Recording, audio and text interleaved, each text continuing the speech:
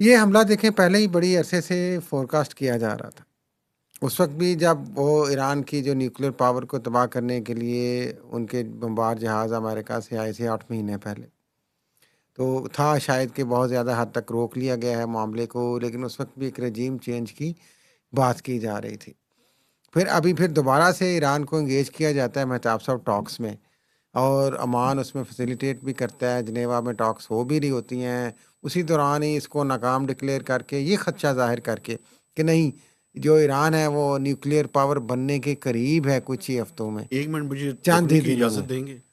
देखें, मसला ये है कि यूनाइटेड स्टेट्स ऑफ अमेरिका और डोनाल्ड ट्रंप और नेतन्याहू, उन्होंने ये जो टॉक्स थी, ये एक टैक्टिस के तौर पे इसको इस्तेमाल किया डिसीव करने के जिस लिए, तरह पहले किया उन्होंने। धोखा देने के लिए। और उस वक़्त जब अम्मान के वज़ीर ख़ारजा और जो उनके इनकी तरफ से इनेबलर और नेगोशिएटर थे, वो कह रहे थे कि टॉक्स कंक्लूजन की तरफ जा रही हैं, उन्होंने धोखा देकर अटैक किया। तो अमेरिका और इज़राइल एक धोखेबाज मुल्क के तौर पे समझे और जाने जाते हैं। देखिए, अमेरिका तो उस वक़्त यही सब कुछ कर रहा है ना जो इसराइल चाह रहा है, और वो जो हमने पहले भी अपने प्रोग्राम से बात की है कि ग्रेटर इसराइल या इसराइल को स्ट्रेंथन करना या उसकी सिक्योरिटी के मुतल्लिक हर किस्म के खदशे को दूर करना।